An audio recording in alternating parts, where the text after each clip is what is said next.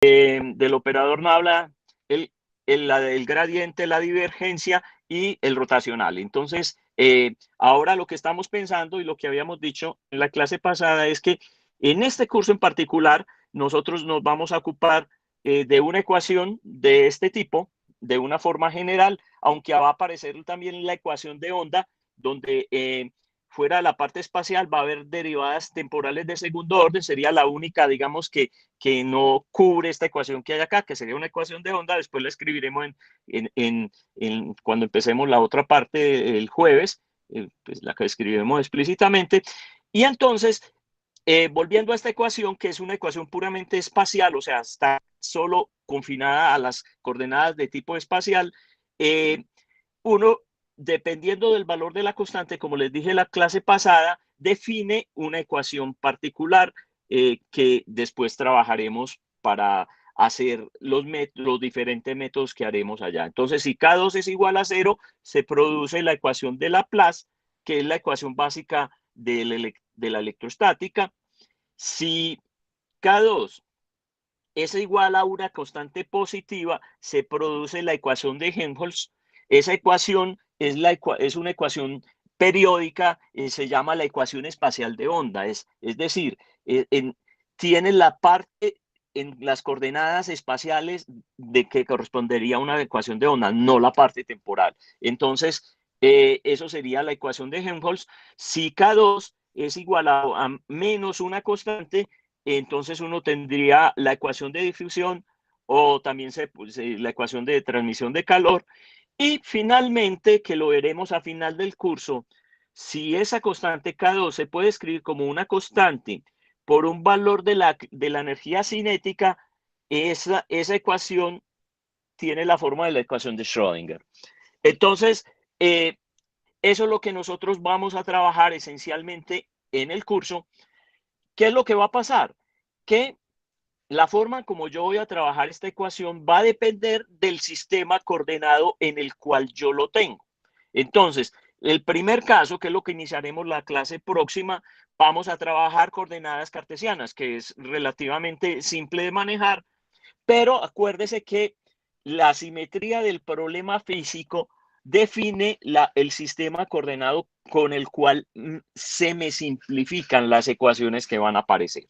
Entonces, yo muchas veces debo cambiar mi sistema de cartesianos a un sistema esférico, cilíndrico o cualquier otro sistema, como aquí vamos a mencionar otros en el día de hoy. Entonces, eso es lo que uno tiene que trabajar.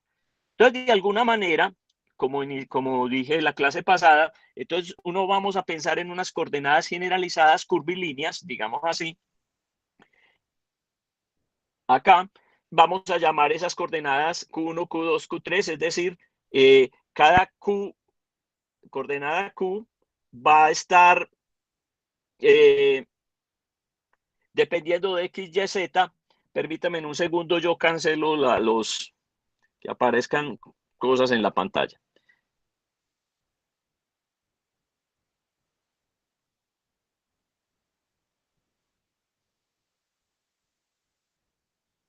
Ok, listo. Entonces, cada una de esas coordenadas curvilíneas, como aparece aquí en el dibujo, o sea, tenemos las coordenadas cartesianas, entonces va a depender de las coordenadas X, Y, Z. Hacen que uno puede, por facilidad, porque va a definir más, entonces en vez de escribir X, Y, Z, yo puedo definir también una XY, siendo Y, como estaba arriba, 1, 2, 3, y X1 es X, X2 sería Y, y X3 es Z. Simplemente para que lo mantengan en la memoria, para que se acuerden de eso. Bien, pero ¿cuál es el invariante o qué es lo que yo tengo como invariante acá, independientemente del sistema coordenado que elija? Entonces, supongan que yo tengo aquí un vector que va a tener una longitud. Ese vector, la longitud de ese vector va a estar dado por la distancia entre dos puntos, es decir, desde la cabeza, la distancia entre el punto de la cabeza a la cola. Y si la cola es el origen, entonces simplemente es las coordenadas de la cabeza. Entonces eso define la distancia entre dos puntos. Y esa distancia, o sea, ese largo del vector, es invariante independientemente de si yo me lo expreso en el sistema coordenado XYZ, o sea, en el sistema cartesiano o en el sistema coordenado Q2 y Q3. Eso va a permanecer invariante, entonces uno tiene que tener, ese es el punto, digamos, de partida para hacer la conexión entre los dos sistemas coordenados. Por eso uno trabaja con eso. Entonces, simplemente lo que hay que definir, se va a pensar en la distancia al cuadrado. Acuérdense que les había dicho en la primera parte, el ds era superficie, aquí este ds es un diferencial de línea. Estoy cambiando, como dije, las letras para que no se meten en la cabeza que siempre que aparece una S va a ser superficie, en este caso va a ser la distancia. Entonces, la distancia al cuadrado sería simplemente el producto punto entre ds como vector, punto ds, y esto me da así. Escrito en cartesianas, entonces, eso simplemente es la suma de los diferenciales de la componente x, y, z o x1, x2 al cuadrado. Entonces, esto es lo que tenemos, simplemente lo que ya sabemos desde hace mucho tiempo, pero yo puedo extender esta definición pensando que esto va a ser el producto, que este cuadrado sería el producto entre en una de xy por una de xj. Y le coloco, porque fíjese que aquí solo para que me dé el cuadrado debe ser xy igual a xj. Entonces para eso le coloco un delta de Kronecker. Donde el delta de Kronecker, les recuerdo para el que se le ha olvidado, entonces simplemente el delta de Kronecker es igual a 1, si y es igual a j, y es 0 para y diferente de j. Listo. Entonces, esto es equivalente al sistema. Pero yo ya había dicho aquí en mi sistema coordenado anteriormente acá que las componentes, las variables Q, dependen de X y viceversa. Las X dependerían de las Q. Entonces, simplemente lo que yo tengo que hacer es una transformación de coordenadas entre una y la otra. Y esencialmente, lo que yo estoy diciendo es, mire, yo lo que tengo, hay una expresión para la transformación de coordenadas para cada una de las componentes donde el dxy se puede expresar en términos de los dq sub j, corriendo el j de 1 a 3 a través de una relación de transformación de coordenadas que se puede establecer por esta ecuación. O sea, el dx es igual a la suma sobre x sub j de la derivada de x sub y es x sub j sobre q sub j de q sub j. Entonces, esto sale simplemente de las formas de las transformaciones de coordenadas. Yo podía hacer, colocar explícitamente aquí, mostrar que eso es igual a eso. Listo. Entonces, lo que yo requiero ahora es escribir de una manera generalizada, digamos, lo que teníamos acá, esto, pero ya con la notación que nosotros tenemos. Entonces, yo simplemente meto estas nuevas definiciones acá para calcular el cuadrado de la distancia. Fíjese que aquí estoy pensando en la componente y de xy, o sea que aquí tengo que hacer, para tener completa la distancia, tendría que ser al cuadrado, sería de x1, de x al cuadrado, de x2 al cuadrado, de x3 al cuadrado, es decir, de x de y al cuadrado, de y cuadrado, de z cuadrado, y eso simplemente se traduce en esto. O sea, esto no tiene ninguna complicación, es simplemente extender el concepto. Profe, Sí, dime. en la sumatoria del diferencial de x sub y, en lugar de j en la x debería ser y, ¿no? ¿En cuál me estás diciendo? En el Aquí. diferencial de x sub y, en la sumatoria de Tenés j. razón, tenés toda la razón.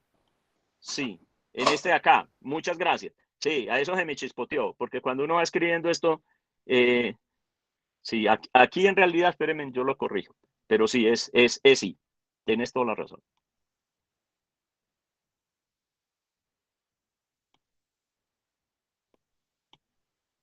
Entonces aquí en realidad es X, Y. Muy bien, muchas gracias. Sí, aquí abajo estaba bien, pero ahí la escribí mal. Muchas gracias. Bien, entonces fíjense que eso simplemente es extender la idea que veníamos, con la que veníamos de allá, para finalmente, entonces acuérdense, aquí para toda la distancia completa, tengo que sumar sobre todas las componentes. Entonces aquí, en realidad, para ser estrictos, bueno, esto no es, esto deberíamos ponerlo así, no igual, porque aquí tendríamos que tener ya la suma. O sea, esto implicaría esto, no, tampoco es igual, es correcto ahí. Pero aquí abajo sí ya está la ecuación. O sea, para tener la distancia al cuadrado, tengo que sumar sobre las íes. Aquí ya tengo esto y entonces, como acá tengo que sumar sobre las íes y aparece esta ecuación. Entonces, esta es la ecuación que nosotros necesitamos para establecer las condiciones. Y si yo comparo con lo que tenía previamente escrito por acá, es decir, esto, y aquí deberíamos tener el delta de IJ, ¿cierto? Para, como estábamos atrás. Entonces, fíjense lo que va a pasar. De hecho, aquí lo vamos a colocar pues más adelante. Entonces, fíjense que lo que va a pasar es lo siguiente. Yo comparo esta ecuación con la que tengo acá y esencialmente lo que me va a decir es, mire, las coeficientes h sub i j cuadrado, que los llamo la métrica, tienen que ser igual a esta sumatoria sobre las IES. Entonces, aquí tengo la definición sobre eso, simplemente por comparación. Entonces, esta formulita es la que uno en realidad va a necesitar para establecer todas las relaciones de sistemas coordenados. Bien, aquí viene la condición, o sea, nosotros aquí estábamos implícitamente, el delta lo colocamos acá, porque yo estoy en el sistema coordenado cartesiano, estoy en un sistema ortogonal, y aunque esto no está muy bien dibujado y el sistema sobre las Q1, Q2 y Q3 también lo definimos como un sistema ortogonal, entonces, porque en física lo vamos a necesitar que los sistemas sean ortogonales. Esencialmente por esto es parte de lo que vamos a retomar en las próximas clases. Cuando yo tenga un sistema linealmente independiente y los vectores del sistema linealmente independientes son ortogonales entre sí, ese sistema es una base del espacio. Entonces, y eso va a ser muy importante en todo lo que nosotros vamos a hacer. Nosotros vamos a tener sistemas coordenados que van a ser ortogonales, porque con eso yo expando todo el espacio y voy a poder construir las ecuaciones, las soluciones generales a mis ecuaciones diferenciales. Entonces, vamos a caer en los sistemas ortogonales sin lugar a dudas. Entonces, esta condición aquí que sigue para la métrica, o sea, para los h sub jk cuadrado, se escribe así. O sea, aquí tendríamos dos subíndices, pero como el sistema va a ser ortogonal, como empezamos, si jk para k diferente de j, estos tienen que ser cero. Solo van a ser iguales cuando son y k cuadrado, entonces igual diferente de cero cuando j es igual a k. ¿Listo? Ojo que no puedo decir que sean 1 porque depende de la métrica. Entonces, de igual manera, entonces yo con esto puedo generalizar las cosas. Entonces, el diferencial de longitud, acuérdense que el ds cuando empezamos esto era el diferencial de longitud escrito en cartesianas. Pues lo llamábamos ds, o sea, aquí es el diferencial de longitud, ahí no importa en qué coordenadas está, pero aquí en esta parte es el diferencial de longitud, bueno, ahí está el cuadrado, en cartesianas. Y yo lo puedo escribir entonces en el sistema curvilíneo. Entonces, la idea es extender eso. Nosotros a partir de lo que tenemos arriba, tenemos que diferencial de longitud en el sistema curvilíneo ahora es el diferencial de las variables, ¿cierto? Multiplicado por el valor de la métrica, del coeficiente de la métrica, o sea, alias el HI, en este caso, si aquí es I, entonces este sería el HI para esa coordenada. Entonces, lo interesante es que yo calculo esos coeficientes de la métrica a partir de la transformación de lo que rige la transformación de las coordenadas, y con eso ya encuentro los diferenciales en cualquiera de los sistemas que están relacionados. Entonces, este es el diferencial de longitud.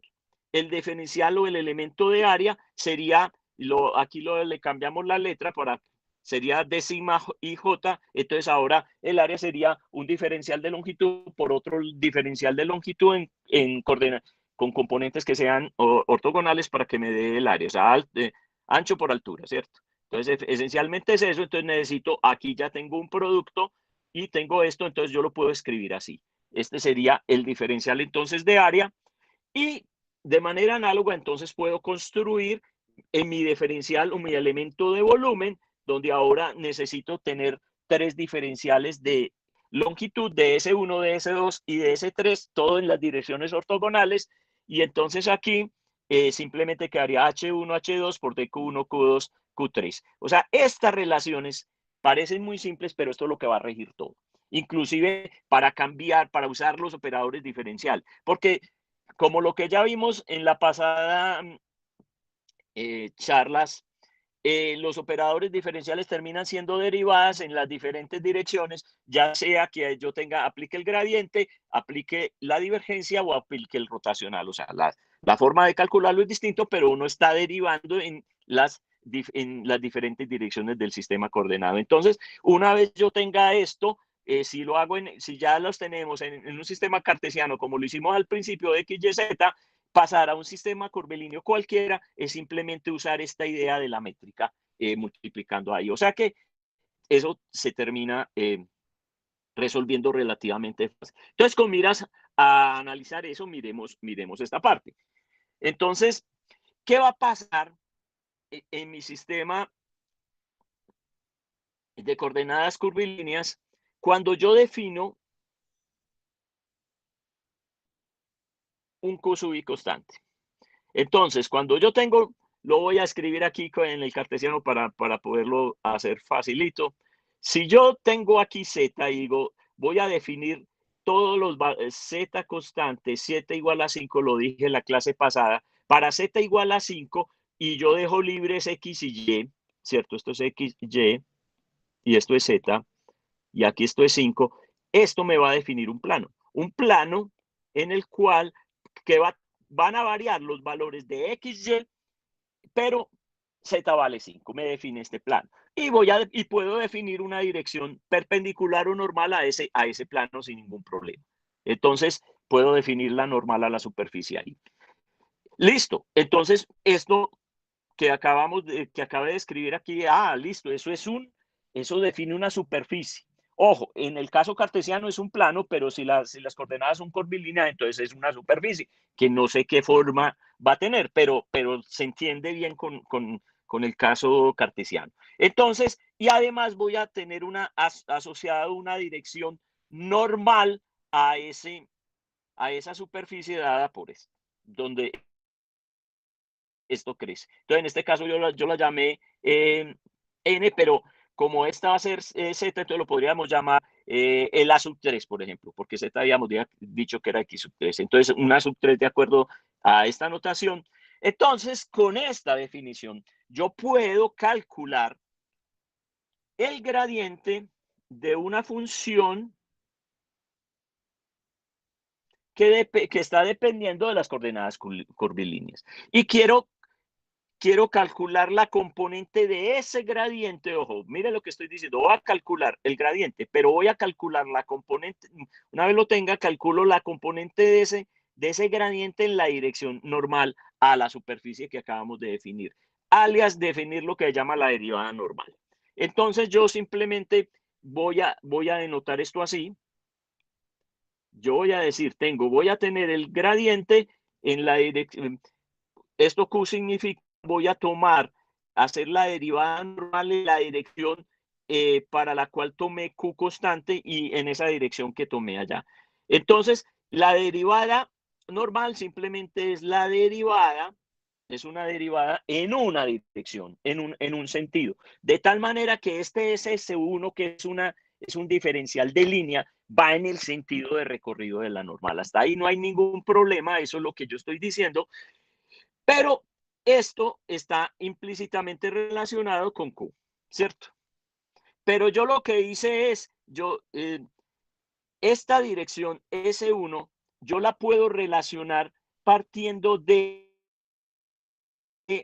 mi sistema de base con la transformación de coordenadas, como es el diferencial de de línea que teníamos acá, entonces yo vengo acá, los diferenciales de línea simplemente van a ser el diferencial de la coordenada curvilínea por el factor de la métrica que le corresponde a esa coordenada curvilínea. Entonces, yo reemplazo esto acá, entonces, como esto, la métrica no va a depender de las variables que hay ahí, simplemente quedaría 1 sobre H1 esto. Entonces, esta formulita es la base para construir el resto de las cosas. Entonces, por lo tanto, si yo quiero construir el gradiente, lo que tengo que hacer es la derivada en normal, entre comillas, es una en la dirección, porque en realidad sí estoy haciendo unas derivadas normales, me devuelvo aquí al dibujo. O sea, cuando yo defino la superficie constante, volvamos acá, a lo largo de Q, entonces yo voy a poner un valor de aquí Q1 constante, digamos el 5, entonces esto me va a definir una superficie, ya no va a ser un plano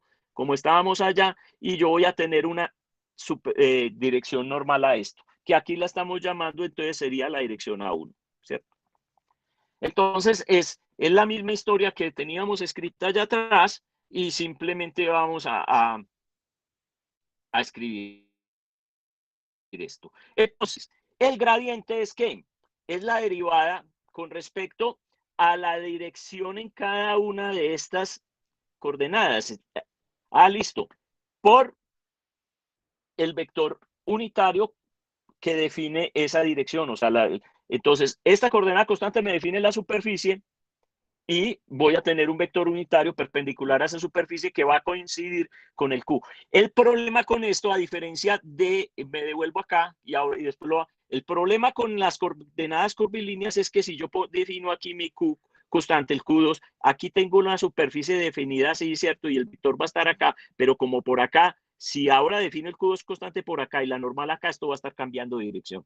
En cambio, fíjese que en el sistema cartesiano, una vez uno diga paz z igual a 510, esa dirección permanece constante. Entonces, el tema con los sistemas coordinados curvilíneos es que los vectores unitarios pueden estar cambiando con respecto al sistema cartesiano. Entonces, esa es la diferencia esencial con lo que tenemos. Bien, entonces, simplemente defino ya ahora el gradiente, entonces tengo que hacer toda la suma sobre todas las direcciones que tengo. Tendría entonces 3 direcciones, esto iría hasta 3, ¿cierto? Como estábamos definiendo. DS1, entonces para Q1, DS2 para Q2 y así. Y los vectores unitarios, y este se escribe en términos de la métrica. O sea que esta condición no tiene ningún problema, o sea, pues, ya uno lo va pensando despacio y dice, no, esto simplemente son ir metiendo las definiciones ahí y uno llega a la ecuación. Pero esta forma de trabajar es lo que nosotros necesitamos. Para la divergencia, entonces, ya con esa idea en mente, yo ahora lo que tengo que hacer es el producto escalar entre el operador nabla y un vector. Entonces, en la divergencia, fíjese que aquí en el gradiente nosotros teníamos una función escalar. Para la divergencia tengo que tener una función vectorial que estoy llamando B vector, que depende de Q1, Q1, Q2, Q3. Entonces, simplemente necesito calcular esto. Usando la misma analogía que hay allá, entonces yo puedo construir, o sea, aquí tengo que, como ya definimos aquí cómo aplicar el gradiente y cómo se define el vector dependiendo de las direcciones, lo hicimos para las cartesianas, entonces simplemente es extender esto haciendo el cambio de variable aquí para las curvilíneas, ¿cierto? Para el dx1, entonces sería h1 de q1 y para dx2, h2x2, así sucesivamente. No, entonces aquí les queda para que ustedes, o sea, ya coloque el resultado, pero para que ustedes lo deriven pasito por pasito, para que entren. Entonces la diferencia uno la puede escribir ahí, como dije, siguiendo esa línea de ideas, eso es un resultado que sale de una, o sea, simplemente ir reemplazando y listo. Aquí arriba me aparecen H2 y H3, como lo dije en la clase, por ejemplo, del cambio, o sea, aquí te debería ser la derivada en la dirección de S1, entonces aquí para esta me debería aparecer, o sea, asociado a este, me aparece este H1 y asociado, aquí debería ser, aquí metí la pata, este es un Q2, exactamente, entonces aquí sería Q2, a Q2 está asociado este H2 que hay acá, simplemente cuando cambio el de S2 por H2Q2, y aquí sería este para este. Pero entonces saco como factor común todo es estos, pero este solo tenía H1. Entonces, para poder sacar necesito multiplicar arriba por H2, H3 que queda multiplicando aquí arriba. O sea, es un truquito para reescribir las cosas de una manera más compacta. Entonces, estos que aparecen aquí, como les dije, los introduzco para poder sacar estos de acá. Pero como dije, ustedes repitan el calculito para llegar a la expresión pasito por pasito y llega ahí. Entonces yo ya tengo una expresión para la divergencia en coordenadas curvilíneas o coordenadas generalizadas. Ya con la divergencia y con el gradiente definidos, calcular el laplaciano es muy simple, o sea, es una combinación de estas dos ecuaciones, o sea, de esta primera ecuación de acá y de esta ecuación de acá, y hacer el producto. Entonces, como dije, esto simplemente es una álgebra simple. Entonces, yo hago eso y el laplaciano, es decir, nabla cuadrado, sí, sobre la función escalar, fíjese que aparece ese término que está ahí, y ahora voy a hacer derivadas punto a punto, pues un producto escalar. Entonces fíjese que esta sería la de la divergencia, y aquí viene la que me va a hacer la derivada para la componente 1 dada por el nabla del primer nabla. Después, la divergencia y la derivada para el Q2 del nabla exterior. Y así sucesivamente, mire que eso sale de uno. Bien, de manera parecida, uno puede derivar el rotacional. Y lo que se va a hacer es simplemente aplicar el teorema de Stokes. O sea, para ese vector B que nosotros definimos arriba, yo necesito entonces derivar el rotacional, pero fíjense que el teorema de Stokes que hablamos la clase pasada simplemente me va a relacionar una integral, ojo, esto es de superficie, del rotacional del vector B, integrado punto por el diferencial de área, de sigma, y eso me va a convertir en una integral de línea sobre una línea cerrada, que es la que me define la superficie sobre la que estoy definiendo al otro lado. O sea, este es el teorema de Stokes. Entonces, de manera completamente análoga como hicimos lo otro, yo tendría que tener como esto, aquí estoy definiendo una superficie, mire, nosotros ahora atrás hablábamos de una superficie. Entonces yo quiero calcular esto en la dirección de Q1. Entonces voy a calcular en la dirección de Q1. Entonces esta es la dirección normal. O sea, yo tendría mi superficie acá para un Q1 constante. Va a tener, acuérdense que es curvilíneo. Aquí eso quedó pues como si fuera un plano, pero es una superficie curvilínea. Entonces, aquí tendría en la dirección Q1, entonces esta diferencial de superficie, esto que tengo aquí, o sea, esta dirección es la de Q1, esto sería la de Q1, y esta superficie debería tener el de Q2, digamos, y el de Q3. Entonces, por esa razón se escribe así, o sea, es una extensión del concepto que ya habíamos definido previamente. Entonces, esto no tiene, pues, mucha ciencia. Entonces uno define esto de esta manera, lo extiende, o sea, va a empezar a usar el teorema de Stokes para esto.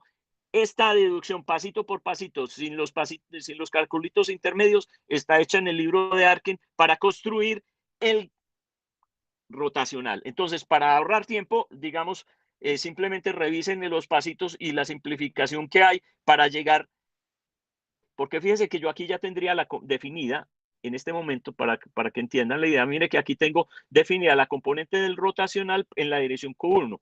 Después tengo que agarrar la componente del rotacional en la dirección Q2 y Q3, finalmente con tener el rotacional completo. Entonces, como dije, está ilustrado pasito por pasito, pero es aplicar varias veces esta cosa para finalmente construir el rotacional de esta manera. Entonces, el rotacional en coordenadas curvilíneas va a ser igual a 1 sobre H1, H2 y H3, que son los valores de la métrica. Y fíjense que en cartesiana nosotros teníamos, vamos a cambiar el color, eso. Fíjense que en cartesiana nosotros aquí teníamos en la definición I, aquí tendríamos J y aquí tendríamos K. Pero si yo hago la transformación de coordenadas, este vector y unitario en la dirección debería ser igual al vector H1 por A1. ¿Qué es A1? La dirección normal, o sea, la dirección que define en la dirección de Q1, y H1 es la métrica. Así fue que lo definimos allá. O sea que esto es equivalente al I, H1A1, en las coordenadas curvilíneas. Y después viene, nosotros en la rotacional llegábamos a la derivada de X, Y y Z, pero entonces aquí quedaría la derivada con respecto a Q1, Q2 y Q3. Y la función, la componente del vector que yo tengo acá, entonces en el cartesiano teníamos Bx, By, Z, y entonces cambiamos de Bx, By, Z a ¿qué? A Q1, pero la relación entre Q1 y X sería X es igual a H1 Q1. O sea que necesariamente la componente en X de esto va a tener que sería B1, o sea, la componente en la dirección 1, pero tengo que multiplicar por el H1 de la métrica ahí, o sea, manteniendo toda esta idea de base que teníamos desde aquí. Esto desde por acá, ¿cierto? Cuando veníamos con esto.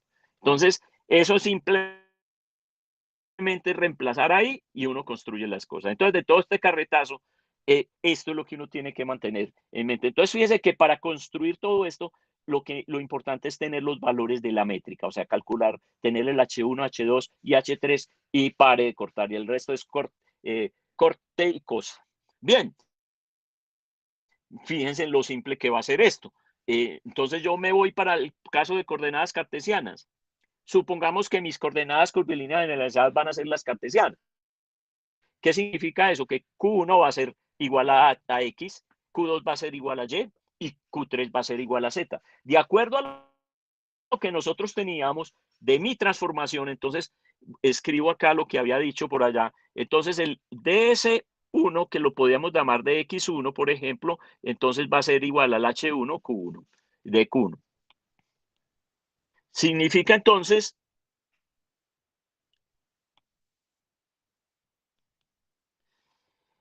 listo.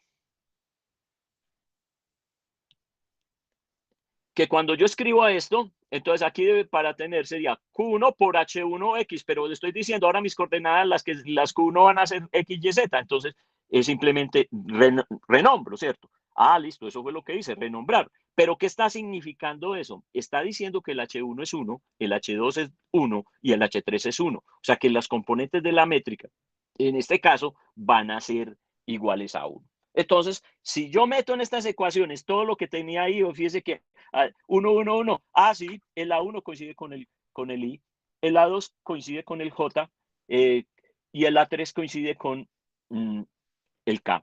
Y aquí, esto sería 1, pero eso 1 es la derivada en X, derivada en Y, derivada en Z. Sin ningún problema. Componente en X, y esto vale 1, componente en Y del vector, componente Z, coincide completamente. Fíjese que eso no tiene simplemente un jueguito de cambiar cosas de un lado para otro. Bien. Ahora entremos ya en los otros sistemas. Para entrar en los otros sistemas, entonces, si yo me voy al sistema de coordenadas en esféricas. Borré. Esféricas. ¿Qué tengo? Entonces, yo tengo un vector R como vector, escrito acá. Ese vector R, yo puede tener componente X, Y, Z, o puede tener componentes de acuerdo al sistema coordenado en esférica. Entonces les recuerdo, el sistema coordenado en esféricas está dado simplemente por la magnitud del vector, o sea, R, los ángulos phi, que el ángulo phi es el ángulo que hace la proyección del vector sobre el plano XY con respecto al eje Z. Ese es el ángulo phi. Y el ángulo teta es el ángulo que hace el vector con respecto al eje Z. Esas son las definiciones como uno tiene coordenadas esféricas y ya tiene así. Entonces, las transformaciones en coordenadas esféricas se escriben de la siguiente forma, están escritas acá. Entonces, X es igual a R seno teta coseno phi, Y igual a R seno teta seno phi, Z igual a R coseno teta. Y al revés sería, entonces, R es igual a x2 más y2 más z2 a la 1 medio, o sea que r cuadrado es igual a la suma de los cuadrados de la componente, es la magnitud del vector, sin ninguna definición de entrada. Y el ángulo phi, yo lo puedo encontrar muy fácil, porque esto es xy, como la tangente menos 1 de la componente en y, perdón, sobre la componente en x. Ah, facilísimo. Y el z, fíjense que esto es z, y yo puedo conseguirlo, si esto es z acá, y aquí tengo r, entonces θ simplemente es coseno menos 1 de z sobre r. O sea que ya tengo la transformación de coordenadas. Si yo comparo las ecuaciones, entonces puedo establecer ya con esto transformación vista y usando, si quiere, para... entonces, usted simplemente usa la definición que habíamos hecho al principio acá, entonces uno puede encontrar los coeficientes como las derivadas, ¿cierto? Con la transformación. Si lo quiere hacer pasito por pasito, y volvamos acá. Entonces, ¿qué le permite a uno esto? Haciendo esto, con las relaciones que tenemos, uno encuentra cómo van a ser los factores de la métrica. Entonces, el factor de la métrica va a ser, en este caso, entonces, el H1 me va a dar 1, el H2 me va a dar R y el H3 me va a dar R seno teta. Fíjense que aquí, cuando yo tengo esto y yo puedo sacar como factor, cuando esta transformación, fíjese que en todos estos términos está R, entonces tendría R cuadrado, saldría como factor común, o sea que significa necesariamente que hay que poner una condición, que yo la tenía escrita aquí, pero no quise enredar, la quité para no enredar más la pita. Vamos a poner otro colorcito aquí, Entonces, fíjense que cuando yo reemplazo esto aquí, siempre en todos voy a tener R, y como están al cuadrado de R cuadrado, cuando sale, entonces R va a ser igual a R, pero voy a tener toda una condición aquí con seno de teta, coseno phi, bueno, todos al cuadrado, seno teta, seno phi cuadrado más coseno teta. Eso necesariamente, como ya aquí tengo un R va a ser igual a R, todo eso para que se cumpla tiene que ser igual a 1. Entonces, ese va a ser la métrica, pero tengo que condicionar todo eso, pero como ya llegué a esa expresión, eso es 1 necesariamente. Y así, de manera análoga, o sea, lo hago para entonces me va a dar R y me va a dar R seno teta. Con eso, yo ya construyo muy fácil las otras cosas. ¿Por qué? Porque yo lo que voy a tener es que cambiar en la métrica. Entonces, fíjense y verá, ¿cómo sería el gradiente? Pensando, entonces, con respecto a las cartesianas. Miren, entonces, en las cartesianas yo el gradiente, perdón, el operador Nabla, el operador Nabla, simplemente yo lo escribo como en cartesiana de x y más d de y j más d de z. Así lo escribimos en cartesiana. Ahora, ¿qué tengo que hacer? Pasarlo, hacer la transformación que yo tenía que hacer. Entonces tengo que cambiar el de x en r, o sea, con qr para r, pero entonces esto debería ser igual, de acuerdo a lo que nosotros habíamos dicho allá arriba, el de x debe ser igual al h1 por el de q1, pero el de q1 es el de r, y yo ya dije que h1, o sea, cuando uno lo calcula ahí, debe ser 1. Ah, entonces simplemente en el primero es un reemplazo directo, cambio el x, porque esto es 1, lo cambio por r. Listo, aquí está. Y lo mismo va a pasar para los vectores unitarios que lo habíamos dicho, porque el nuevo vector, el a1, como nosotros, debería ser igual al h1, el anterior, ¿cierto? Entonces debería ser igual al h1, y que teníamos en este caso j, en este caso, perdón, y así sucesivamente. Entonces, el reemplazo, porque yo aquí que tengo, tendría que aquí, pero es 1, aquí es 1. Entonces, el primero me queda, simplemente cambio esto por R y esto por R. Bien, ¿qué va a pasar acá? Que aquí tengo que cambiar por la relación del de Y. Entonces, en la relación del de Y, ¿qué tengo yo ahí? Yo tengo que eso sería R teta, porque en dy sería la relación dy h2, que es r, y después el de teta. Ah, listo, entonces simplemente lo cambié. Para el otro, aquí cometí un error, esto ser phi. Escribí mal este. Este es phi. Entonces aquí está bien de teta, esto sería de phi. Y aquí tendríamos la dirección phi. Entonces para el otro, ¿qué tengo? Simplemente tendría 1 sobre r seno teta de phi. O sea, este sería la condición que tendría ya. Bien, con eso en la cabeza, entonces mire que ya tengo definido el operador Nabla, construir las otras cosas, tanto el gradiente como el rotacional, es simplemente reemplazar en estas expresiones que tengo allá. Y escribo, o sea, uno puede escribirlos todos, los tiene ahí en una tablita separada, pero escribo el laplaciano porque este es el que vamos a estar utilizando a toda hora nosotros. Entonces, es simplemente para que se recuerden, o sea, volviéndonos a esta expresión general que teníamos acá, entonces aquí tenemos la forma para el laplaciano, aquí está. Entonces simplemente reemplazando con los coeficientes H1, H2 y H3, escribe uno la forma del laplaciano. Entonces aquí está el laplaciano en coordenadas esféricas. Listo, perfecto. Ese es el que vamos a necesitar, el que tiene que tener uno anotado por ahí. Aquí volví a meter la pata, esto es de phi.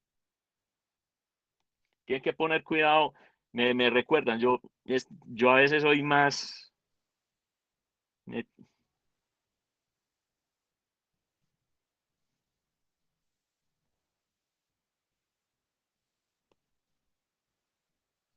Esto tendría que ser de phi.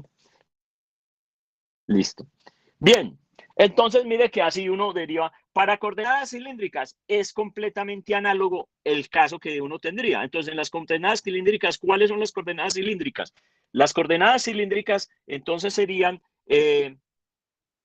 ρ, phi y z. En algunas partes se llaman el phi, lo llaman teta, pero entonces hay que tener cuidado cómo se define, ¿cierto? Porque nosotros aquí lo que llamaba, entonces por eso ojo con los nombres. El teta para nosotros aquí era el ángulo azimutal y el phi era este ángulo de aquí abajo. Entonces hay que tener cuidado cómo se nombran las cosas, cuál es el ángulo. Uno necesita el dibujito de cómo definir los ángulos para no ir a meter la pata. Entonces, aquí nosotros vamos a definir coordenadas cilíndricas de la siguiente manera, ρ, phi, z, pero también en muchas partes lo colocan ρ, teta y z, bueno, eso no importa. Pero, ¿qué es cada cosa? Entonces, ρ es simplemente el radio de la base, ¿cierto? Del cilindro. Y phi es el ángulo que hace ese radio de la base con el eje X. Y z, la coordenada. Bien, la transformación de coordenadas entonces va a estar definida por esta expresión. Y esta sería, aquí sería para pasar de las coordenadas cilíndricas a las cartesianas y aquí con las cartesianas encontrar las cilíndricas. Aquí están. Listo. Entonces, con eso, relacionando la transformación de coordenadas, yo defino los coeficientes de la métrica, como ya les dije antes. Entonces, el H1, que sería el H sub ρ, simplemente va a tener que ser 1, porque de aquí es 1 se ve. Entonces, uno simplemente reemplaza esto, X y Y. Entonces, sería ρ cuadrado, coseno cuadrado, más ρ cuadrado, seno cuadrado. Aquí es muy fácil, eso da 1 de entrada. Pues, o sea, entonces, el coeficiente me va a dar ρ 1 por ρ, ¿cierto? Entonces, ρ cambiando me da ρ, o sea que aquí vuelve y me da ρ, entonces eso da un 1. Eso significa que el H1 es 1. Y lo mismo, de manera análoga, lo construye para construir el H2 que le va a dar, o sea, le va a dar ρ. Y el H3, Z igual a Z, esa es pilada también, o sea, ahí no tengo que hacer ninguna algebrita, da 1. Entonces, este conjunto es la métrica lo que va a definir las cosas. Porque así construyo el laplaciano, construyo primero Nabla, luego con eso el gradiente, luego el laplaciano y finalmente el rotacional. Entonces, uno tiene que hacer eso. Entonces, aquí fíjese que yo defino eso. Es muy importante y después lo vamos a ver en el curso. Esto que coloqué aquí. Muchas de las condiciones, por ejemplo, las condiciones de ortogonalidad, van a depender de la definición del intervalo de las variables, es decir, va a depender del dominio de las variables. Entonces, puede que un conjunto de variables con unos dominios específicos ahí no vayan ser ortogonales y en otro dominio específico sí lo sean. Entonces, hay que tener cuidado con eso porque uno, y a mí me pasaba eso, porque uno a veces eso le parece como trivial y uno simplemente obvia dónde están definidas las variables. Entonces, en esa transformación de coordenadas cilíndricas, solamente, obviamente, el ρ va desde 0 hasta infinito, igual, obviamente.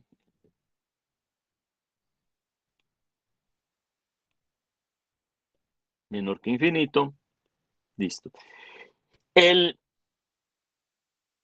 phi puede girar completamente, o sea, va de 0 a 2pi, ¿correcto? Y z no tiene ninguna restricción, iría desde menos infinito hasta infinito. Entonces, esto yo siempre lo tengo que tener definido, porque eso va a ser base de muchas cosas. Bien, como ya tenemos los coeficientes de la aquí, calcular entonces el gradiente es muy fácil, es simplemente colocar los vectores en cada una de las direcciones y aquí sería ρ por la métrica de este sería 1, entonces aquí sería ρ por, aquí debería 1 sobre ese 1, pero eso vale 1, no va.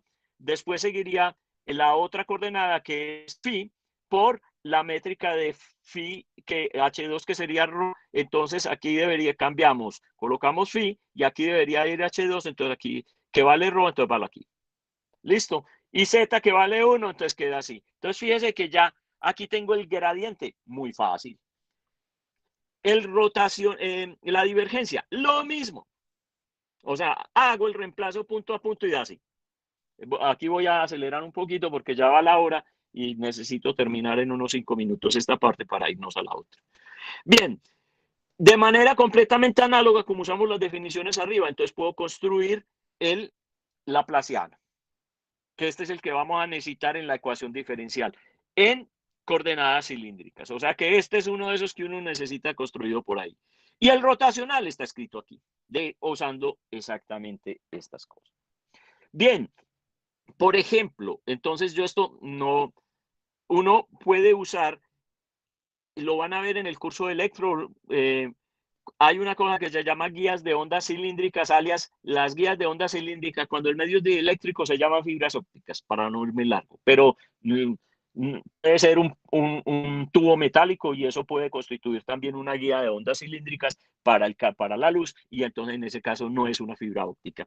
Entonces, por ejemplo, este es un caso típico que yo entro, el campo electromagnético entra acá, se va a mover a través de la guía y entonces este problema hay que resolverlo en coordenadas cilíndricas. Entonces, eso es una de las formas, digamos, especiales para resolver. Y si digo, esto es un material dieléctrico, alias vidrio, por ejemplo, sílice. Entonces tendría una fibra y entonces lo que voy a hacer es resolver la ecuación del campo, del potencial electromagnético para ese caso. Pero bueno, como esos ejemplos después los miraremos más adelante. Bien, hay otras, a partir de estas condiciones coordenadas generalizadas curvilíneas, yo puedo construir otras y simplemente las voy a mencionar. Por ejemplo, si la base del cilindro no es un círculo, como en este caso, en lo que uno llama coordenadas cilíndricas, sino que es una elipse, yo podría construir un sistema coordenado en ese sentido. Entonces, esa la tendría por elípticas. Entonces, es una elipse. Entonces, yo defino un sistema de coordenadas que se va a llamar coordenadas cilíndricas elípticas. ¿Por qué? Porque la base de eso ya no va a ser un círculo, sino un círculo. ¿Y cómo se define eso? Especialmente, ¿cómo lo define? Lo define en los rangos, el dominio de las variables, o sea, voy a llamar las coordenadas en ese caso u, beta y z. Entonces, u va a ir desde 0 hasta infinito, b va a ir desde 0 hasta 2pi y z desde menos infinito hasta infinito. Y la transformación va a ser distinta a las que teníamos en el otro caso, en el coordenada cilíndrica habitual. Entonces, fíjese que aquí en esta coordenada, la coordenada B sí es una coordenada periódica, pero la coordenada 1 es una coordenada periódica en el nuevo sistema. Entonces, eso, ahí me van a aparecer cosenos y senos hiperbólicos, pero la definición es muy parecida al otro. Entonces, mire que yo con esto, con esta transformación de coordenadas cilíndricas elípticas, y me busco la transformación inversa, o sea, cómo se escribe U con y B y Z con respecto a otro para poder encontrar los H1, el H2 y el H3, y con lo que ya vimos atrás uno escribe cualquier cosa. Entonces, de manera similar, yo puedo irme extendiendo a otros sistemas coordenados. Entonces, hay otros sistemas coordenados que se llaman cilíndricas parabólicas. O sea, en el libro de Arken están los dibujitos y están definidos allá. Pero estos no los vamos a trabajar en el curso. O sea, no los vamos a necesitar. Nosotros, solo para las ecuaciones diferenciales que vamos a trabajar hasta cilíndricas. Pero fíjense en el libro de Arken, entonces aquí están definidas las variables cómo es este sistema coordenado, dicho de otra manera. Bien, puedo definir sistemas que llaman bipolares porque estoy definiendo dos ángulos en ese sistema y entonces tendríamos, se llama V y Phi, entonces, y está definido así, y esta es la transformación, o sea, con que yo defina la transformación ya tengo, y así sucesivamente van a aparecer varios sistemas coordenados, o sea, dependiendo de la transformación. Aquí, estos los anoté porque son los que están desarrollados en el libro de Aitken, pero yo puedo tener diferentes sistemas curvilíneos o generalizados, dependiendo cómo defina la transformación. Entonces, este sería otro, coordenadas paraboloides, coordenadas toroidales, coordenadas biesféricas, o sea, como dije, hay... Entonces, listo. Con esto terminamos lo de las coordenadas generalizadas. Como dije, los dibujos de esto y el desarrollo de esto está tanto en el libro de Alonso como en el libro de Ark. O sea, mírenlo con detalle allá. Ahora vamos a pasar a otra parte que nos falta, que es el repaso para la función gamma, que sería lo otro que vamos a necesitar, y con eso terminamos, digamos, esta parte inicial. Bien. ¿Qué es una función gamma? ¿Alguno de ustedes tiene una idea? A usted le dicen la función gamma. Profe, usted ¿Dónde está aparece? presentando. Es que a mí no me aparece. Se me quitó de la pantalla. Espérate. Dale un segundo. Sí, fue que entró una llamada de esta cosa. Problema con Apple, que esto es un iPad, todo está ligado. Entró una llamada al teléfono y ya voy a entrar otra vez. Gracias. Siquiera me dijiste. Yo no soy consciente de esas cosas, pero eso es lo que pasa. Entró al teléfono, pero me sacó este sistema.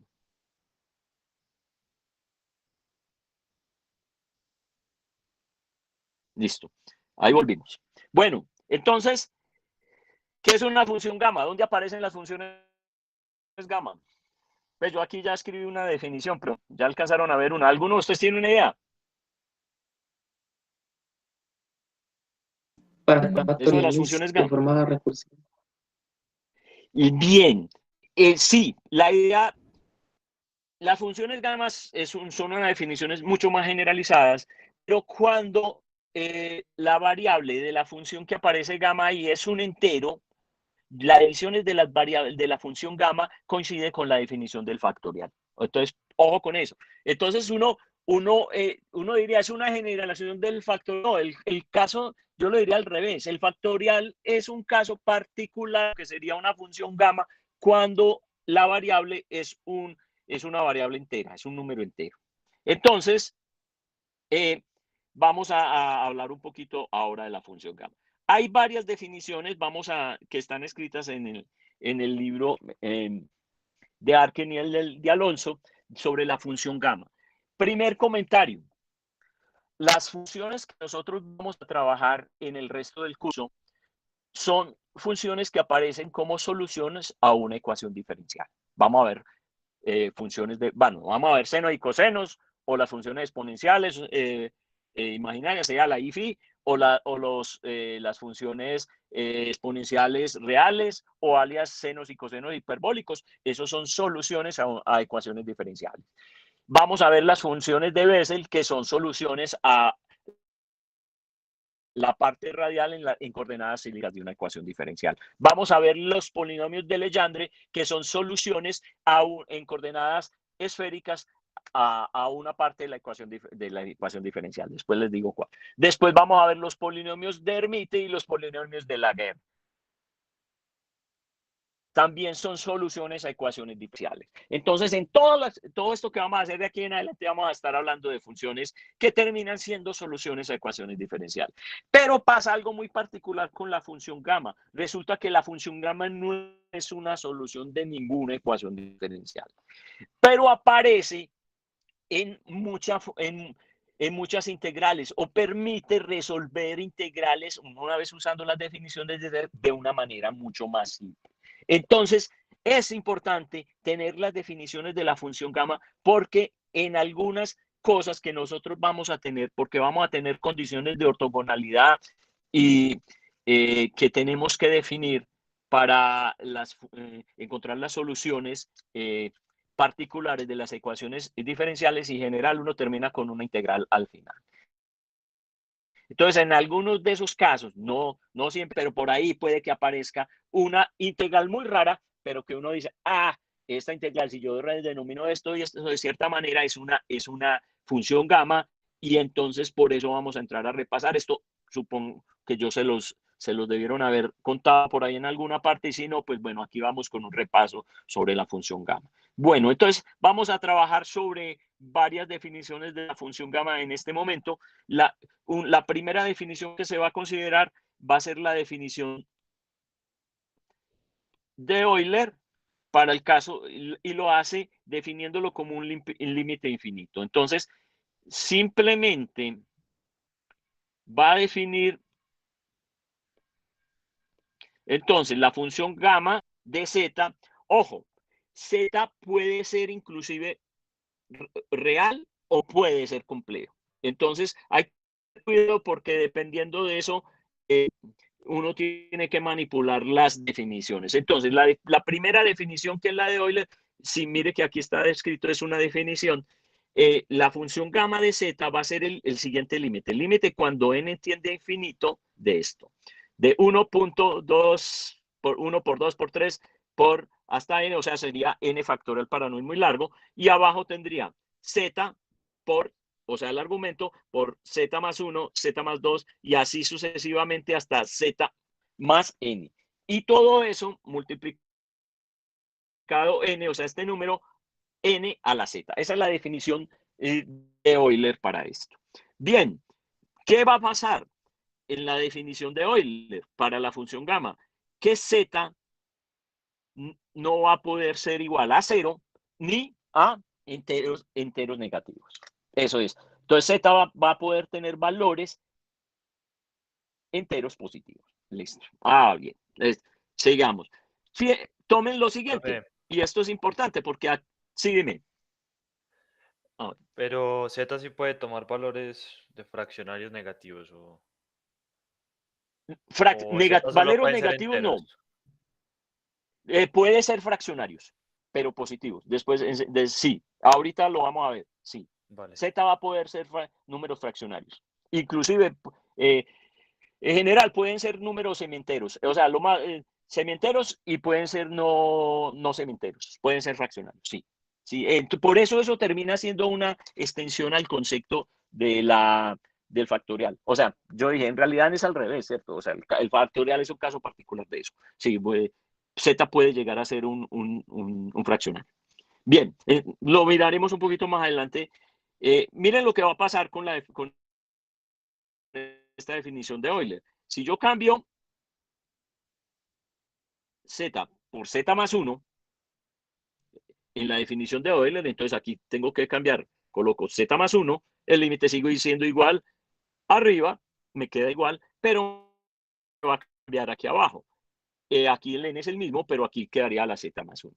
Bien, pero ¿qué voy a tener aquí abajo? Entonces yo cambio, la primera sería z más 1, este sería más 1 por más 2, z. Entonces fíjense que yo voy a tener todo el denominador quedaría escrito así, terminando en z más n más 1, diferente a eso. Pero yo puedo escribir esto simplemente de la siguiente manera.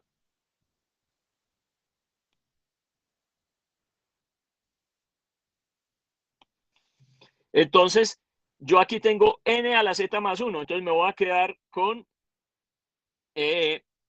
uno de los nz, ¿cierto? Con n a la z más 1, entonces quedaría, y me voy a quedar con un n, mírelo aquí.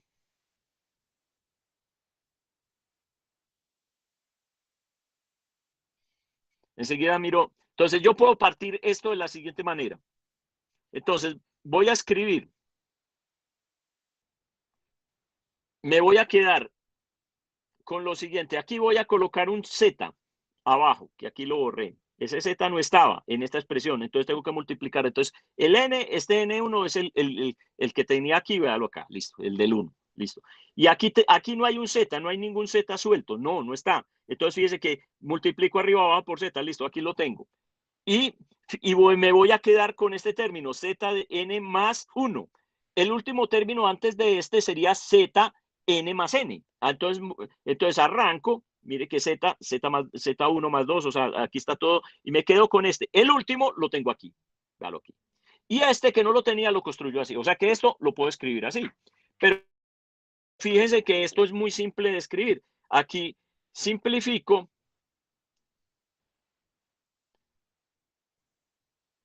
Simplifico esta expresión y entonces, ¿qué me queda? Esto es la definición de gamma de z, sin lugar a duda. Y simplificando aquí me va a quedar z. Entonces, ¿qué queda? Y esta ecuacióncita es muy importante porque después la vamos a usar más adelante. O sea, ustedes la van a usar. Gamma de z más 1 es igual a z por gamma de z. Eso me va a permitir tener unas ecuaciones de recursividad, es decir, para encontrar las diferentes valores del gamma. Vamos al primer caso, usando la definición de Euler. Entonces yo digo cuando z vale 1. Cuando z vale 1, entonces yo aquí reemplazo por 1, aquí sería 1, eso sería 2, 3. Entonces fíjese aquí abajo,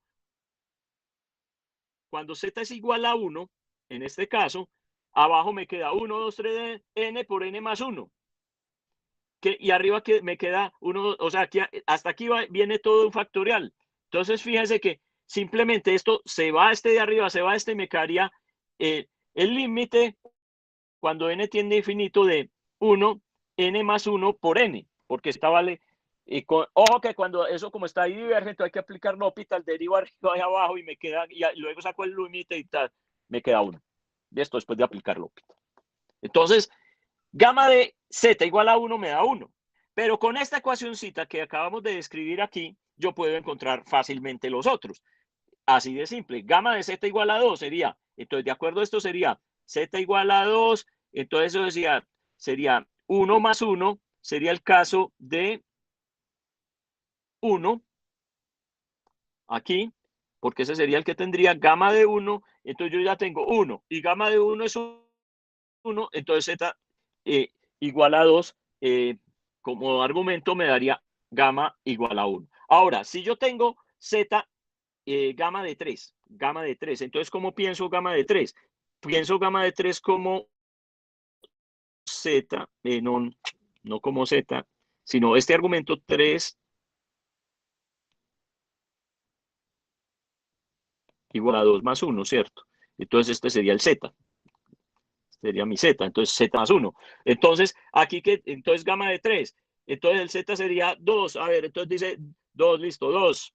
Y gamma de z, entonces gamma de 2. Y yo ya vi que gamma de 2 me dio 1. Entonces esto me da 2 por 1, 2. Y con la cosa. De manera completamente análoga, gamma de 4. Entonces, gamma de 4, eso sería 3 más 1, o sea que z vale 3, entonces aquí coloco 3 y aquí necesitaría el gamma de 3. Listo, gamma de 3, pero el gamma de 3 entonces vale, de acuerdo a lo que teníamos, 2. Entonces voy a invertir el orden porque sería 2 por 3. Mire el gamma de 5, y esto es para generalizar esto, porque vamos a llegar al factorial. Eso es lo que en realidad vamos a tener. Entonces, mire gamma de 5. Gamma de 5 sería, como dijimos, 4 más 1, entonces aquí iría 4 y gamma de 4. Entonces, coloco el 4 y el gamma de 4 yo lo tengo es 2, 3, o sea que tengo 2, 3, 4. Listo. Entonces ya puedo seguir y termino generalizando. Entonces, el gamma de n, ¿cuál es la diferencia con esto? Aquí arriba yo no he restringido, no he dicho que sean enteros. Aquí abajo justo estoy calculando para enteros, ¿cierto? Entonces fíjense que yo aquí estoy generalizando. Entonces, gamma, eso sería 1, porque puedo multiplicar por cualquier cosa por 1, como teníamos. Y aquí, si aquí tengo n, fíjense que aquí es 5, aquí sería n menos 1. Entonces, generalizo. Gamma de n, 1, 2 puntos, por 2 por 3, n menos 1. Listo. Y eso no es otra cosa que el factorial de esto. Entonces, esta es la relación que tengo y entonces yo puedo escribir esto. Entonces, yo puedo hacer esto así o simplemente coloco gamma de n más 1 factorial de n, si lo quieren escribir. Entonces, eso sería la primera definición, o sea, partiendo de esta definición de Euler, listo. Bien, pero resulta y sucede que Euler hizo otra definición para el gamma y se vino con esta otra definición.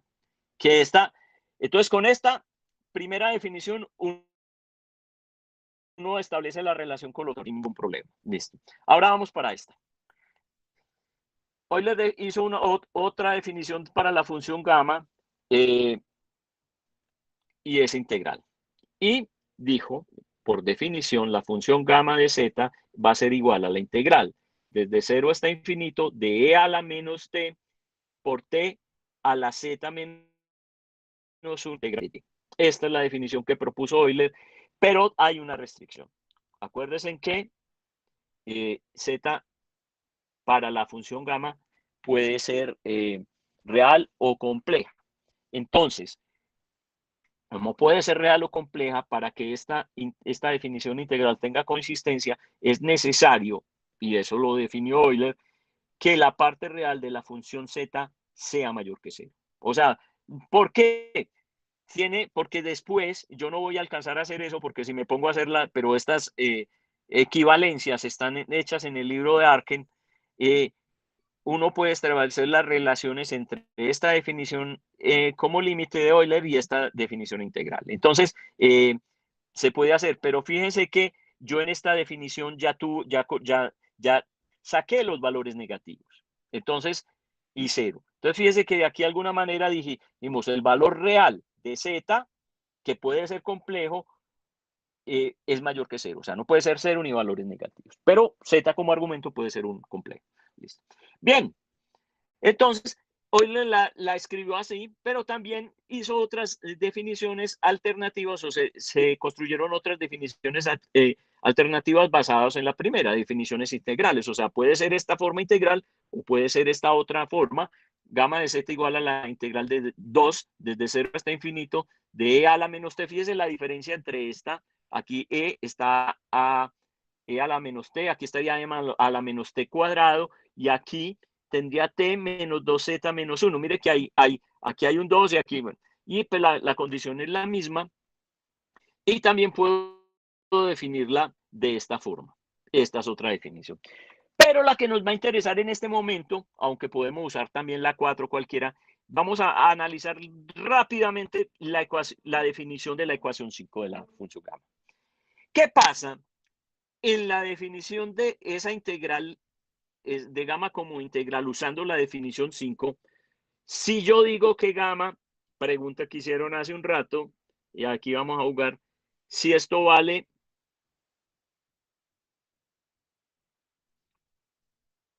si z vale 1/2. Si z vale 1/2, reemplazo. Entonces me voy para arriba, vamos a ver, reemplazamos. Entonces aquí queda así, aquí reemplazo z por 1/2, o sea, 2z, entonces 1/2, eso que quedaría 1, y 1 menos 1, o sea, queda 0, se va al t. Entonces fíjese que la integral 5, o la segunda integral de la definición, quedaría así. Gamma de 1/2 es igual a la integral, a 2 veces la integral entre 0 y infinito de e a menos 2 t cuadrado de e. Pero esta integral es una integral que aparece en muchas partes en física y se calcula numéricamente, se llama la integral de Roth. Y la definió Gauss. Y el resultado de esa integral es raíz de pi. Eso, obvio, no lo estoy encontrando, pero busquen cuánto vale la integral de error. Y entonces no sé si en los cursos de física experimental han calculado integrales de error o cosas así, no lo sé. Entonces, la gran conclusión es, esto es la integral de error, entonces el gamma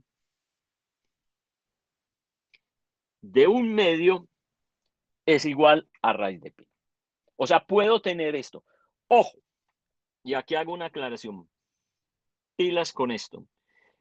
Arkel lo usa y algunos lo usan, pero es una notación. No significa, no es una definición. Lo usan para, algunos colocan esto, colocan el factorial de 1/2. Esto en la definición de factorial no está definido. O sea, lo usan como notación y obviamente uno puede definir notaciones. Están queriendo decir que esto es esto. O sea, están diciendo factorial de 1/2 es el gamma de 1/2 es la raíz de pi. Pero hay que tener cuidado porque dije, esto es una notación, pero esto no tiene sentido. Los factoriales de números fraccionarios no están definidos. Sí está definida la gama para números fraccionarios, sí, y aquí está la gama de 1/2, pero porque uno puede encontrar el valor de la integral, de las integrales. Entonces, ojo con eso, porque lo usan como notación y ahí lo colocan, pero eso uno no puede decir que eso es el factorial de 1/2, no, el factorial, esto escrito así significa gamma de 1/2, que da por esta integral de raíz de pi. Entonces lo tengo definido. Bien, hay otra definición. Entonces, Euler, con Euler se tienen dos definiciones, la del límite y de las integrales. Hay una tercera definición para la función gamma que se llama la forma de Weierstrass. Y está definido de la siguiente manera. 1 sobre la función z, o sea, 1 sobre la función gamma, por definición va a ser igual a z por e a la gamma de z por la productoria desde n igual a 1 hasta infinito de 1 más z sobre n por e a la z menos n. O sea, fíjense que esto es una definición y es una fórmula. Donde esa constante que aparece ahí, esa gamma se llama la borré. Bueno, la constante de Euler-Mascheroni. Listo. Eso aparece por ahí en algunas de las definiciones de la matemática, por ahí atrás con el con serie y cosas de esas. Esa constante vale esto.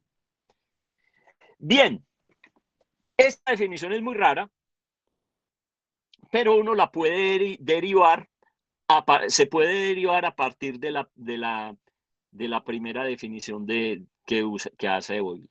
Entonces, yo puedo derivar esta definición de Weierstrass usando la suma infinita definida por Euler, o sea, esto. Entonces yo defino el gamma de z, sí, ya lo definimos acá, pero entonces yo lo puedo escribir esa serie porque yo puedo escribir esa serie como una productoria, o sea, esto lo puedo, porque al final esto es el producto de términos ahí, entonces rearreglo las cosas, entonces puedo escribir eso que tengo allá como esto. Listo. Estoy reescribiendo esta definición acá, como este límite cuando n tiene infinito de 1 sobre z por la productoria de 1 más z sobre n a la menos 1. Mire que aquí está puesto por n a la z, uno, o sea, desarrolla esto y llega al lado izquierdo de la ecuación. Bueno, ¿dónde? Y entonces ya ahí simplemente reescribí la definición que hizo Euler inicialmente, y uno puede escribir n a la menos z que va a aparecer en las definiciones que vamos a tener. O sea, aquí está n a la z, pero acuérdese que para definir la fórmula de Weierstrass tengo que, voy a tener valores negativos ahí. Entonces, voy a tener que jugar con eso. Entonces voy a escribir n a la menos z, se puede escribir como e a menos el logaritmo de n por z. Eso es equivalente. Y se va a tomar el recíproco del término de arriba. Entonces, y escribiendo eso, o sea, haciendo esto, yo puedo escribir el término de arriba, lo puedo escribir. Listo. ¿Qué hay que hacer? Hay que multiplicar, o sea, hay que construir, o sea, ¿qué es lo que hay que tratar de hacer? Hay que llegar, ya tendría una parte, esto se parece al de arriba, pero aquí hay un término que no tengo ni remotamente, lo tengo inicialmente acá. O sea, aquí tengo esto, pero todavía no tengo ese término que hay allá. Entonces, hay que sumar, restar para que dé, digamos así. Entonces, en este caso es multiplique de vida por esto, por el exponencial de 1 más 1/2 más 1/3 más puntos subjetivos 1 sobre nz, o sea, multiplico arriba y abajo. Ese exponencial se puede escribir así, o sea, esto es para llegar a la otra definición, hay que hacer el truco. Y entonces, al final, escribiendo las dos cosas, uno encuentra que 1 sobre gamma de z es igual a z por el límite de este término y el límite de este otro término, que si yo comparo con la definición previa aquí, esta parte de acá ya está allá, y esto acá, o sea, aquí tengo el z, todo esto que tengo acá tiene que estar asociada con la constante de Orle-Mascheroni. Entonces, simplemente lo que yo les dije, esas definiciones, para no ir muy largo, porque esto es todas esas cosas se pueden estar relacionando hasta allá. Pero ¿qué es lo importante? Y aquí vienen, o sea, esto, digamos, por si uno quiere pedir una demostración o alguna cosa, pero en realidad, realmente uno no usa casi nunca eso. Estas cosas sí son las que uno usa, estas relaciones funcionales. Entonces, la primera ya la teníamos, o sea que gamma de z más 1 es igual a z por gamma de z, esto ya lo hicimos. Hay una fórmula que se puede encontrar a partir de la fórmula de reflexión, está derivada en el libro de Arken, entonces para que la miren, pero lo que interesa es usar la fórmula, se llama la fórmula de reflexión, gamma de z por gamma de 1 menos z es igual a pi sobre seno de zeta pi. Entonces, por ejemplo, uno puede llegar a expresiones de esta y simplemente cambia esta, o esto lo puede cambiar. Cuando tiene algo parecido así, esta función así, la puede escribir como funciones gamma. Y hay otra fórmula que se usa para las gamas que se llama la fórmula de duplicación de Legendre. Esa fórmula es gamma de 1 más z por gamma de z más 1/2. O sea, la pregunta, fíjense que si z es entero, esto siempre me va a dar un semi-entero, y si es un real me va a dar en algunos casos enteros y en otros semi-enteros. O sea que la función gamma puede estar definida para valores enteros o fraccionarios, no hay ningún problema. Bien, entonces, esta, que es este producto de estas dos gamas, se puede escribir como 2 a la menos 2z raíz de pi por gamma de 2z más 1. O sea, mire que aquí lo escribí así y aquí dupliqué la z. Por eso se llama la fórmula de duplicación de Legendre. O sea, estas cositas hay que tenerlas por ahí anotadas porque, bueno, uno las va a necesitar. Y hay otra forma, otra relación para las funciones gamma con una integral que se llama la integral de Schlaefli. Es esta forma integral. Es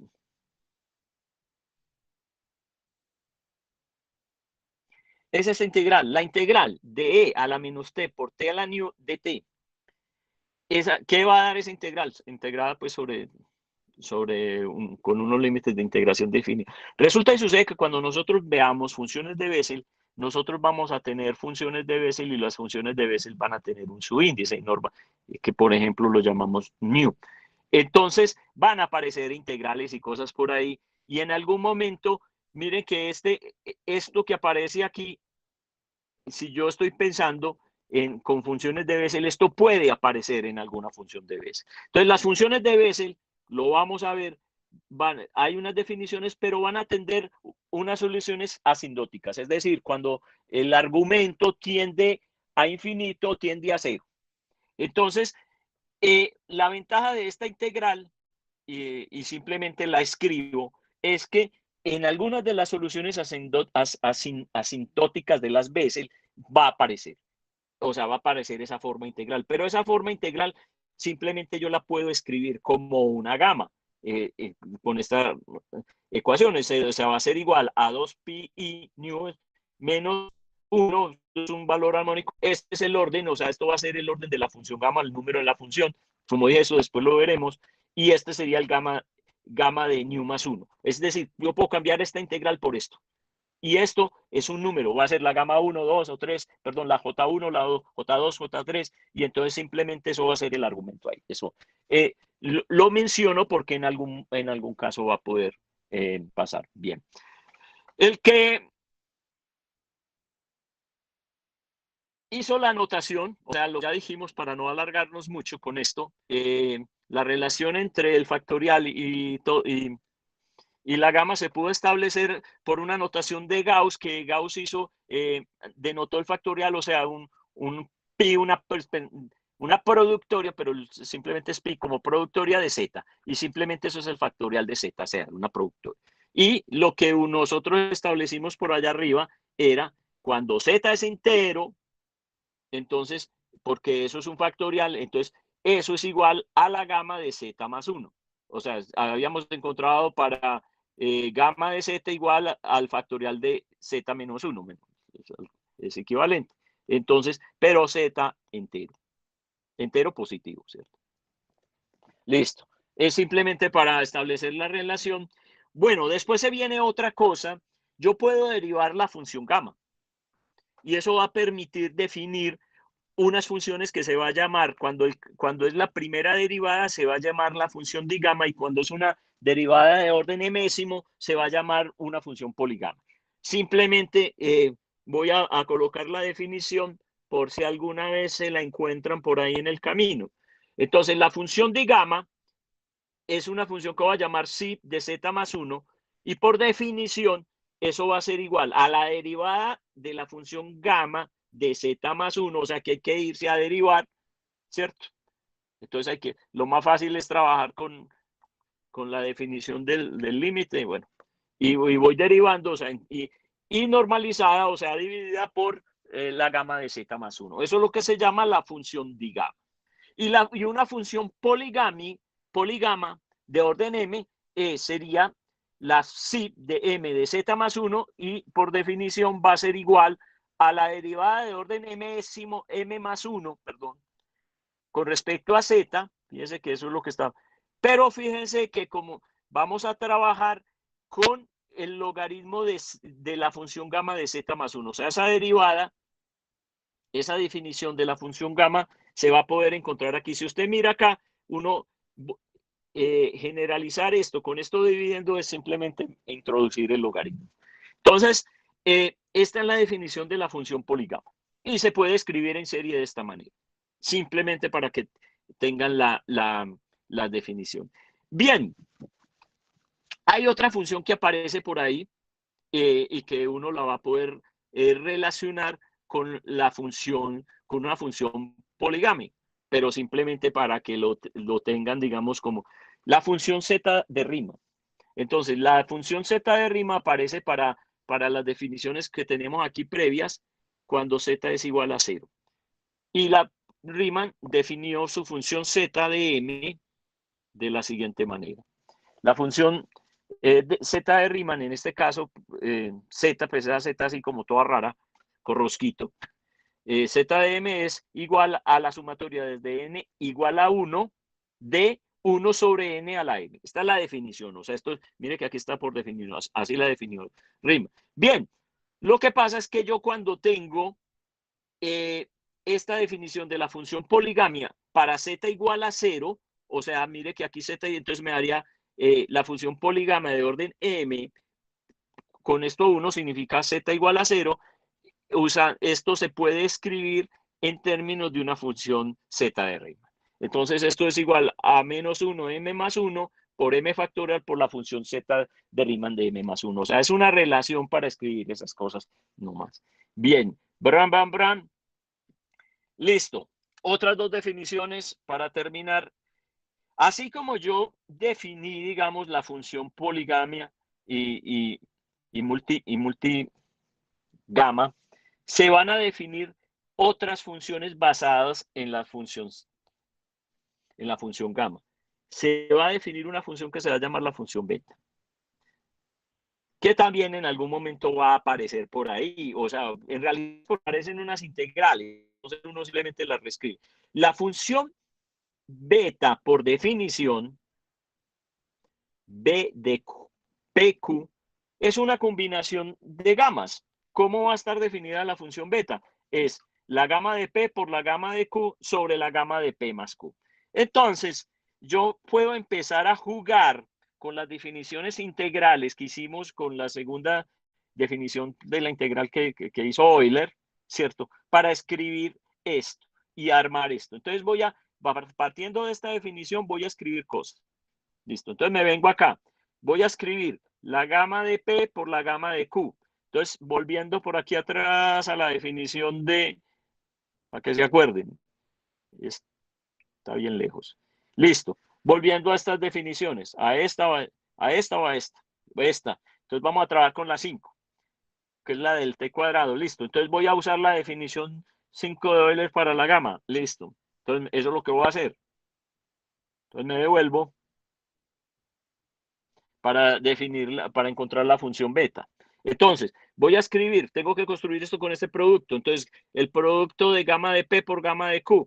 Entonces, voy a hacer las definiciones. Las integrales tenían un 2 afuera, aquí está el 4, listo. La primera, entonces, una para P. Entonces, tengo que cambiarle, a una le voy a dar una variable de integración y a otra, tengo que diferenciarlas. Entonces, la primera la vamos a llamar S, sería S a la 2P menos 1 por E a la menos S cuadrado. Bueno, aquí lo escribí en el orden inverso, a como estaba escrita allá arriba, la ecuación 5. Y eso para la gama de P. Y para la gama de Q, entonces voy a T por 2Q menos 1 por E a la menos 2T. Entonces, simplemente escribo este producto así. Ahora bien, si yo cambio P y S a coordenadas polares y hago pues la transformación de coordenadas polares, S igual a R teta, T igual a R seno teta, o sea, hago porque estoy pensando que van a ser coordenadas ortogonales, entonces R cuadrado va a ser igual a S cuadrado teta, T cuadrado, de S de T va a ser igual a dr de teta.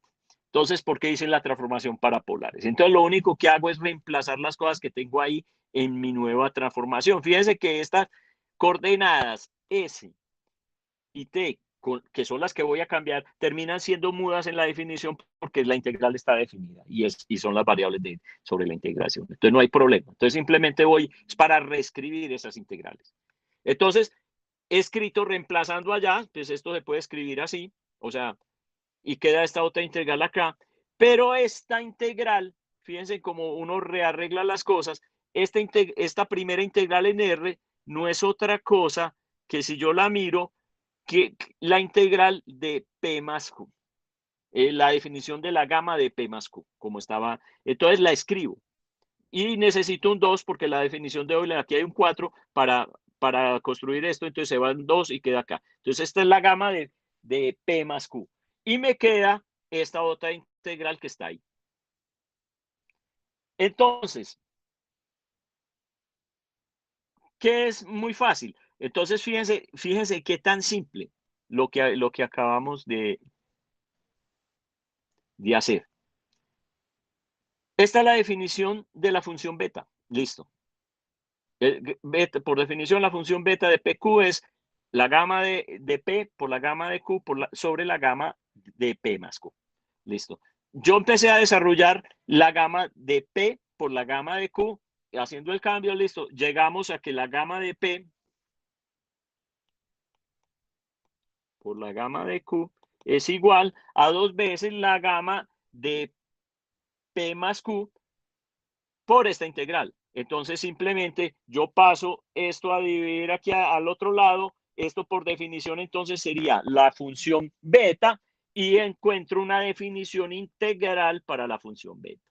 Entonces, yo decía es que esto se puede usar para resolver. Uno a veces tiene integrales de este tipo y entonces uno simplemente va y dice, eso es una función beta y después busca definiciones o cálculos o en tablas cómo calcula la función beta. Eso es solamente esto. Bueno, para finalizar, ya habíamos dicho que, o sea, Riemann definió la función z de Riemann. Aquí, fíjense que antes ya la habíamos puesto, teníamos un n y estábamos sumando sobre el n.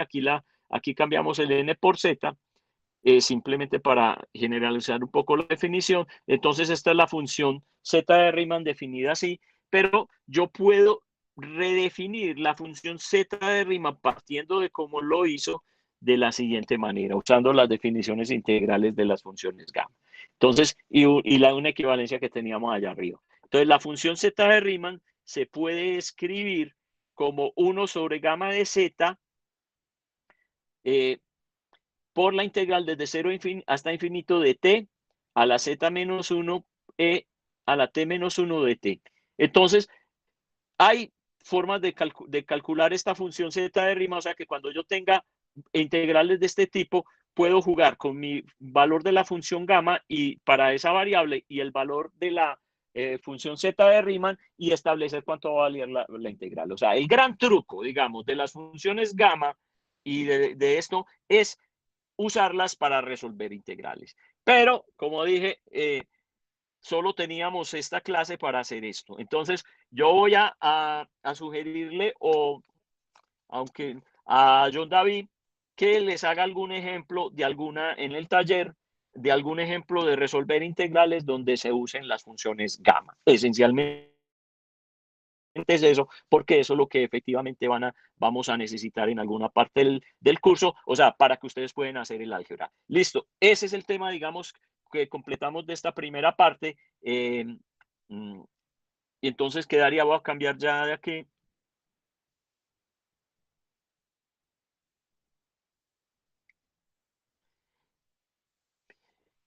Bien, entonces, este sería, digamos, el famoso repaso que para algunos no está el repaso, pero digamos, se incluyó los temas fundamentales que se necesitan, entonces la idea es, le pediría al tallerista que les haga algún ejemplo, digamos, algún cálculo con las funciones gamas para resolver alguna integral en el taller y usar alguna de esas transformaciones de coordenadas.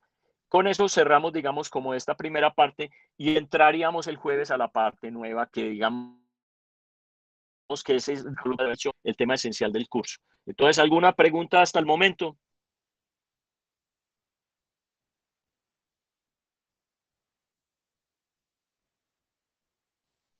Bueno, les recuerdo a todos los que, por favor, traten de entrar al Classroom para que estén todos. O sea, ayer habían poquitos, habían como 10 nomás, para yo colocar en el Classroom la grabación y dejar el tema de estar mandando correos. Si alguien no puede ingresar al Classroom, pues yo le comparto la grabación para que la mire por el Drive. Pero si John David mete cosas sobre los quizzes, entonces en el Classroom es bueno que tengan el acceso.